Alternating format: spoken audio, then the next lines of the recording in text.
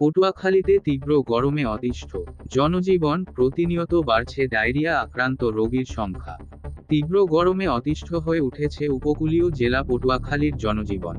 আজ জেলার কলাপাড়া উপজেলায় সর্বোচ্চ তাপমাত্রা রেকর্ড করা হয়েছে 40.2 ডিগ্রি সেলসিয়াস। এতে সবচেয়ে বেশি ভোগান্তিতে পড়েছে নিম্ন আয়ের খেটে খাওয়া মানুষ। একটু স্বস্তির আশায় অনেকেই আশ্রয় নিচ্ছেন গাছতলায়। প্রচণ্ড খরতাপে লোকসানে পড়েছেন বড় ধান চাষি ও সবজি চাষিরা। এদিকে জেলার সকল হাসপাতালগুলোতে বেড়েছে ডায়রিয়া সহ গরমজনিত রোগীর সংখ্যা। গত 24 ঘন্টায় জেলার 8 উপজেলায় 110 জন ডায়রিয়ায় আক্রান্ত রোগী হাসপাতালে ভর্তি হয়েছেন। আর গত এক সপ্তাহে ডায়রিয়ায় আক্রান্ত হয়েছেন 779 জন রোগী। জেলার বাউফল ও কলাপাড়া হাসপাতালে স্যালাইনের তীব্র সংকট দেখা দিয়েছে।